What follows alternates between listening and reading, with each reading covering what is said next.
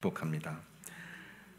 금년에는 뉴스를 보니까 장마가 일찍 끝났다고 합니다. 벌써 불볕더위가 왔어요.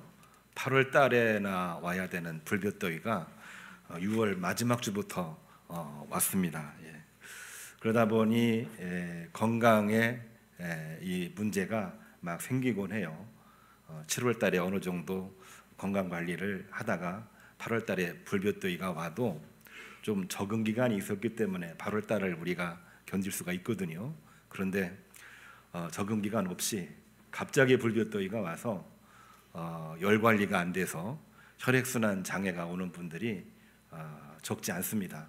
특별히 우리 몸 관리 이번 여름 잘 하셔서 하나님이 주신 귀한 우리 육신 하나님 앞에 아름답게 쓰임받는 주의 종들이 되기를 간절히 바랍니다.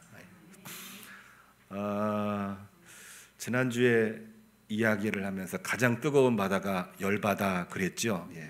열받지 마시고 시원한 하나님 말씀으로 늘 무장하시기를 바랍니다.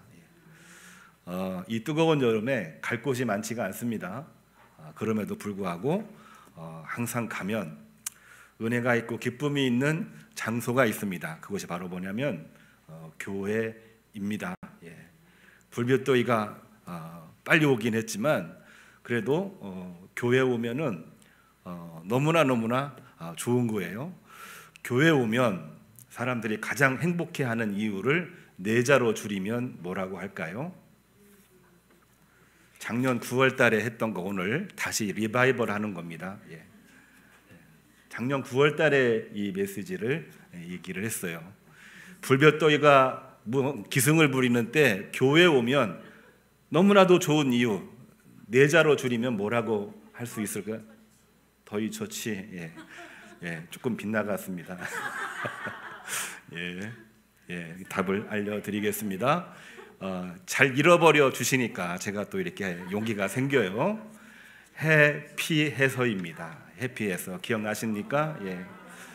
해를 피해서 오니까 너무 좋습니다.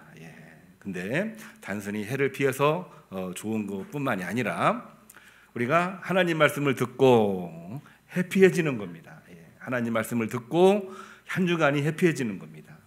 하나님 말씀을 듣고 나머지 반년도 해피해지는 그러한 의미가 이 내자 해피해서 기억하시고 이번 불볕더위에 꼭 한 번씩 사용하시고 우리 아무리 덥고 아무리 힘들어도 주일날 교회 와서 푹 쉬고 하나님 말씀으로 무장해서 이번 여름도 잘 나고 모든 일에서 승리하기를 바랍니다. 이렇게 활용하시기를 주님의 이름으로 축복합니다. 자, 맥주절은요 이미 말씀을 여러 번 드렸습니다만 첫 소출을 하나님 앞에 드리는 겁니다.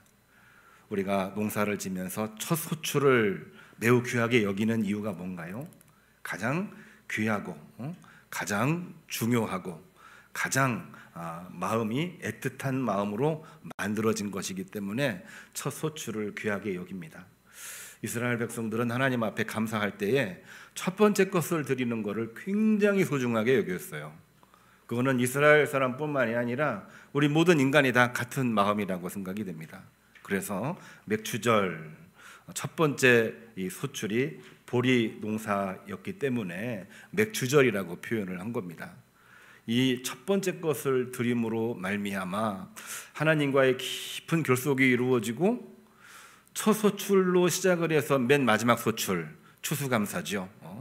농경 문화적으로는 추수감사긴 하지만 더 넓은 의미로 보게 되면은 주님 다시 오시는 그날 마지막 열매 그때에 이르기까지 하나님의 은혜가 있기를 간절히 소망하는 그러한 주일이 맥추절이기도 한 것입니다.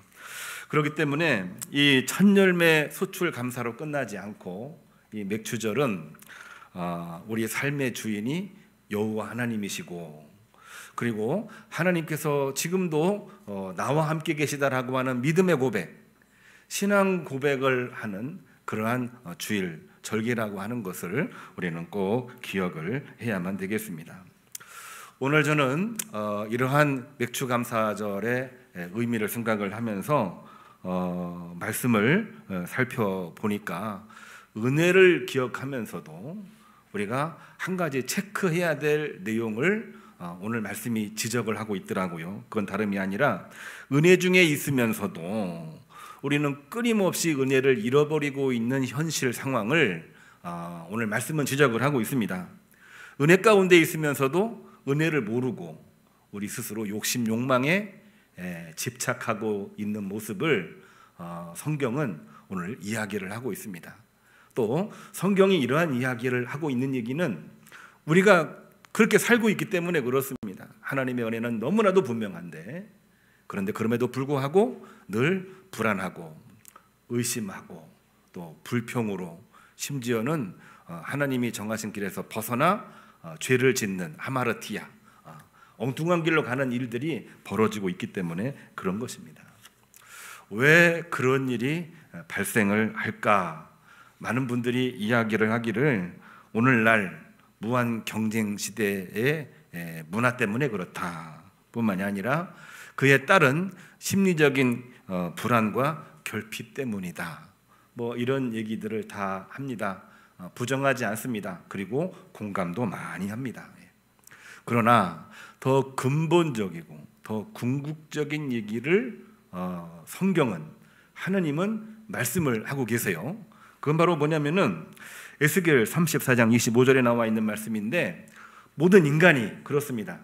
하나님을 믿지 못하고 하나님에 대해 관한 것을 빼놓고 다른 것으로 채우려고 하는 욕망과 욕심이 가득하기 때문이다. 이 에스겔 선지자는 이러한 이야기를 하고 있습니다. 우리가 우리 사람의 문제, 또 사회의 문제, 또 우리가 눈에 보이지 않는 구조적인 문제 이야기를 하면은 너무나도 광범위하게 이야기를 합니다. 문제가 여기저기 많지요.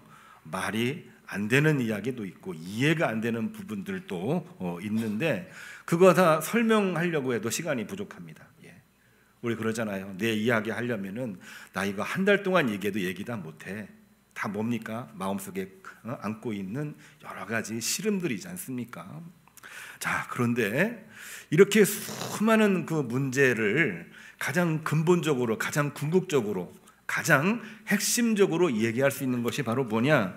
그거는 하나님에 대한 믿음을 잃어버렸을 때 인간이 경험하고 있는 모든 문제라고 하는 것을 이 성경은 이야기를 하고 있는 것입니다. 우리가 어떻게 인간의 욕망, 욕심 문제를 극복할 수가 있는 것일까요? 어떻게 이 문제를 극복할 수 있을까요? 오늘 성경 말씀 에스겔서는 다른 이야기하지 않습니다. 하나님이 함께 하심을 신뢰하는 것이 이 문제를 극복하는 가장 빠른 길이다. 에스겔 34장 25절을 보면은 내가 그들과 화평의 언약을 세워 때를 따라 복된 비를 내리리라.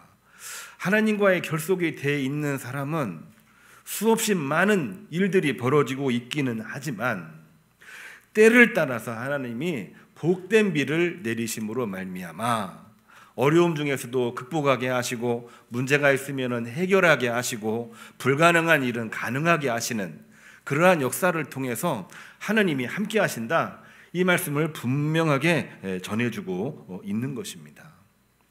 사도 바울은 사도행전 20장 35절에서 이렇게 하나님의 은혜를 알 수 있는 방법이 뭔가 그 이야기를 했는데, 주는 것이 받는 것보다 복이 있다, 이런 이야기를 설교로 하면서 사도 바울은 이렇게 이야기를 합니다. 나는 지금까지 사역을 하면서 어떠한 은이나 금이나 그 옷도 탐하지 아니했다. 내 마음속에 욕망이 분명하게 있지만은 그 욕망을 극복할 수 있는 것은 많이 받음으로써 채워지는 것이 아니라 나눔으로써 그 모든 문제를 극복을 했다. 사도 바울은 이렇게 이야기를 했습니다. 오늘날 우리가 욕심, 욕망을 극복해야 된다라는 그러한 이야기는 참 많이 하고 있는데 극복하는 방법이 사실 마땅히 나오지를 않아요. 절제하고 억제하는 그런 이야기들은 많이 하고 있는데, 하나님 말씀을 보면은 하나님과의 결속을 더욱더 공고히 하라, 에스겔 선지자의 이야기. 사도 바울은 하나님이 주신 것을 나누면서 생활을 하라, 그리하면은 욕심, 욕망 다 극복할 수 있다. 이러한 메시지를 분명하게 전하고 있는 것이거든요. 그러면 예수님은 우리들에게 어떤 말씀을 하셨을까요? 오늘 박순호 권사님이 봉독하신 말씀이 바로 그대로 답변으로 나와 있는 내용입니다. 수전절이 가까웠을 때에 예수님을 따르던 무리들이 불안해하면서 조급해하면서 주님의 때가 어느 때입니까? 왜 우리는 여전히 불안해해야 됩니까? 당신이 정말 그리스도라고 한다면은 분명하게 뭔가를 말씀해 주십시오. 자, 이 이야기를 보면은요, 오늘날 우리가 신앙생활하면서 머릿속에 이 갈등하고 있는 영적인 갈등, 그 문제를 그대로 대변해주고 있는 거예요. 오늘날 현실 무한 경쟁 시대, 그리고 늘 불편한 그러한 상황 가운데에서 내 믿음으로 살았는데 주님의 때가 언제입니까? 정말 그리스도께서 살아계시다라고 한다면은 왜 내가 지금 이런 상태에 있습니까? 그러한 질문을 예수님에게 하고 있는 그러한 내용입니다. 그때 예수님께서 뭐라고 얘기했냐? 딱 두 마디로 이야기하셨어요. 첫 번째로는 너희들이 믿지 아니하기 때문이다. 정말 나를 믿는 자는 그런 고민하지 않는다. 예수님 말씀입니다.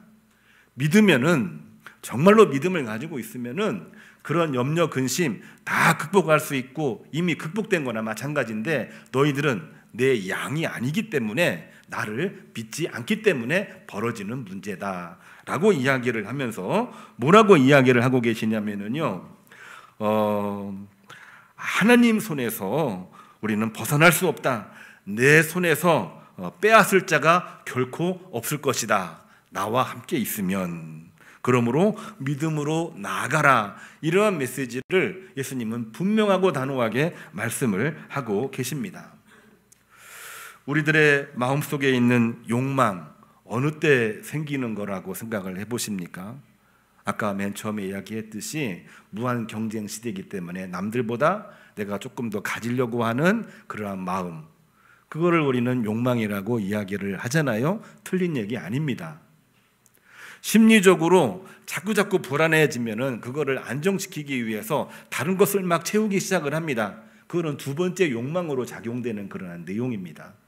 이 두 가지가 계속해서 우리 마음을 지배하고 있다 보니까 결국에는 욕망이 욕망을 낳고, 욕망이 장성함으로 말미암아 죄를 짓게 되는 것이고, 죄가 장성하게 된즉 결국 어디로 가는 겁니까? 사망에 이른다. 야고보 사도는 이러한 내용을 이야기를 하고 있는 것입니다. 그런데 이 욕망이라고 하는 것을 예수님께서는 뭐라고 얘기했느냐? 간단하게 이야기를 합니다. 너희가 나를 믿지 못하기 때문에, 그 속에 다른 것을 채우기 위해서 마음속에 욕망이 생기는 것이다. 예수님, 나를 믿으라. 하나님을 믿으라. 그 말씀을 분명하게 얘기해주고 있습니다. 믿으면 결코 빼앗기지 아니하리라. 이러한 말씀을 주시고 있는 것입니다. 나를 놓지 않는다. 하나님은 나를 놓지 않는다. 그런 확신을 가지고 있으면 우리 마음속에 있는 불안, 우리 마음속의 모든 탐욕을 우리가 극복을 할 수가 있는 것입니다. 우리가 하나님을 신뢰할 때에 우리는 세상에 대해서 집착을 극복할 수가 있습니다. 그래서 시편 기자는 시편 22편 24절에 어떻게 하라 이렇게 외치고 있냐면요, 예배와 찬양을 통해서 우리의 욕망을 재정렬하라고 얘기하고 있습니다. 주는 나를 떠나지 아니하시고 주는 나를 도우셨나이다. 온 땅의 백성이 주께 돌아오리이다. 이러한 찬양을 통해서 그들은 하나님과의 깊은 결속을 외치고 하나님과의 깊은 결속을 함께 나누고 세상의 모든 문제를 극복해 나가려고 몸부림을 쳤던 바로 그 사람들이 시편 기자들이었던 것입니다. 그렇습니다. 오늘 맥주절에 우리에게 주시는 하나님의 말씀은요, 네 가지 본문을 이야기를 했는데, 예배를 통해서 욕망을 극복하고 내 삶 전체를 하나님 앞에서 재정렬하는 날입니다. 첫 소출이기 때문에 소출이 많지가 않습니다. 첫 소출이기 때문에 지극히 작은 것처럼 보이기도 합니다. 그러나 첫 소출이기 때문에 우리는 매우 소중하게 여깁니다. 이 소중하고 작아져 보이는 이 예물을 하나님 앞에 드린다는 것은 단순히 첫 열매를 드리는 것이 아니라 나의 전부를 하나님 앞에 드리는 것입니다. 이거를 드릴 수 있을 때에 우리는 욕망을 극복할 수가 있는 것입니다.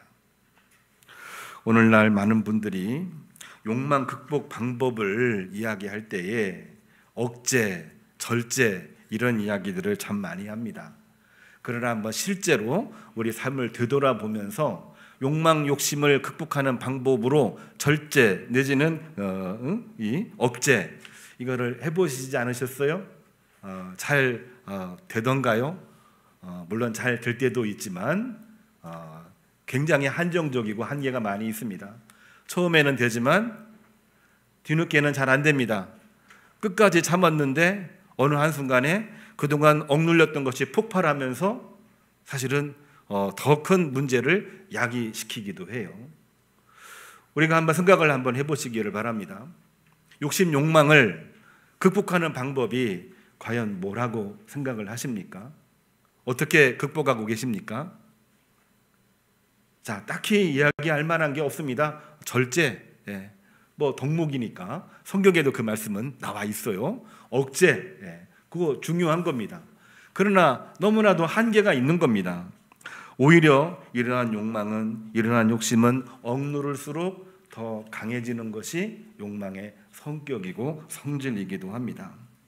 오히려 이러한 욕망과 욕심, 이러한 욕망을 극복하는 방법은 전혀 성질이 다른 곳으로 채워 넣을 때 가능한 것입니다.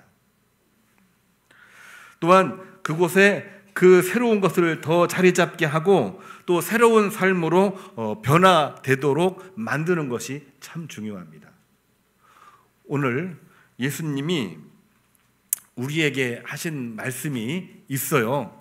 하나님이 우리와 함께 하신다. 하나님은 결코 우리를 놓지 않으신다. 에스겔도 이야기를 했고 사도 바울도 이야기를 했고 다른 성경도 그 이야기를 분명하게 하고 있는데 말씀의 핵심이 뭐냐면요, 욕망, 욕심을 그냥 절제하라, 억제하라 이런 내용이 아닙니다.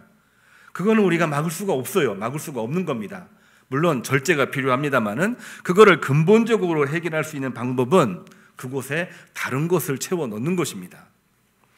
마태복음 6장 33절을 보면은 그런즉 예수님이 하신 말씀입니다. 너희는 먼저 그의 나라와 그의 의를 구하라. 그리하면 이 모든 것을 너희에게 더하시리라. 그 욕심 욕망의 자리에 무엇을 채워 넣으라? 하나님의 말씀과 그의 나라를 먼저 채워 넣으라는 이야기를 예수님이 하고 계시는 겁니다. 다른 예언자, 다른 설교자가 한 얘기가 아니고요, 예수님이 하신 말씀이죠. 하나님이 하신 말씀입니다. 우리가 우리의 문제를 극복하는 방법은 다른 데 있지 않습니다. 마음속에 하나님을 모시는 것입니다. 그의 나라를 우리 마음속에 모시는 것입니다. 그럴 때 욕심, 욕망의 문제도 절제할 수도 있고 다룰 수도 있고 우리가 그거를 통해서 하나님의 일을 이룰 수 있는 것인데 하나님의 나라와 그의 의를 구하지 아니하고는 결코 우리는 그 문제를 극복할 수가 없는 겁니다. 욕심, 욕망에 빠져서 결국에는 죄를 지게 되고 결국에는 사망에 이를 수밖에 없는 인간의 운명을 이 성경은 기록을 하고 있는 것입니다. 저는 오늘 요한복음 10장에 나와 있는 말씀, 그 말씀을 비롯해서 4가지 본문을 우리에게 주셨는데요, 우리가 이 맥주감사절에 어떤 마음으로 영광을 돌리고 남은 반년을 믿음으로 승리할까 4가지 본문으로 정리를 하고 오늘 말씀을 마치려고 합니다. 잠언 34장은요 하나님이 모든 것을 공급하십니다. 불안한 마음을 하나님이 공급하심으로 평안하게 만드시기를 주님의 이름으로 축복합니다. 사도행전 20장은 사도 바울이 한 얘기입니다. 하나님은 우리를 통해서 나누십니다. 움켜쥐는 삶을 우리가 주는 삶으로 바꿔갈 때에 하나님께서는 더 풍성하게 하십니다. 사도행전 이야기는 우리가 너무 잘 알잖아요. 오직 성령이 너희에게 임하시면 너희가 권능을 받고 예루살렘, 온 유대, 사마리아 땅까지 이르러 내 복음의 증인이 되리라 하시니라. 성령으로 충만할 때에 어려움이 있어도 예루살렘, 온 유대, 사마리아 땅끝까지 이르러 하나님의 주시는 복으로 넘쳐나게 된다는 말씀을 하고 있는 것입니다. 예수님은 분명하게 말씀하고 계십니다. 하나님이 너희를 지키신다. 잃을까 두려운 마음을 예수님의 손에 맡기시기를 주님의 이름으로 축복합니다. 예배를 통해서 우리의 삶을 재정렬하시기를 주님의 이름으로 축복합니다. 감사는 억지로 억누르는 도덕적인 훈련이 아니라 하나님이 풍성하신 은혜를 신뢰하고 믿기에 할 수 있는 믿음의 행위가 되는 것입니다. 오늘 감사, 기쁨, 믿음으로 다시 시작이 되는, 또한 완성되는 주의 종들의 삶이 되기를 주님의 이름으로 축복합니다. 오늘 파송 찬양 주기도송 함께 부르겠습니다.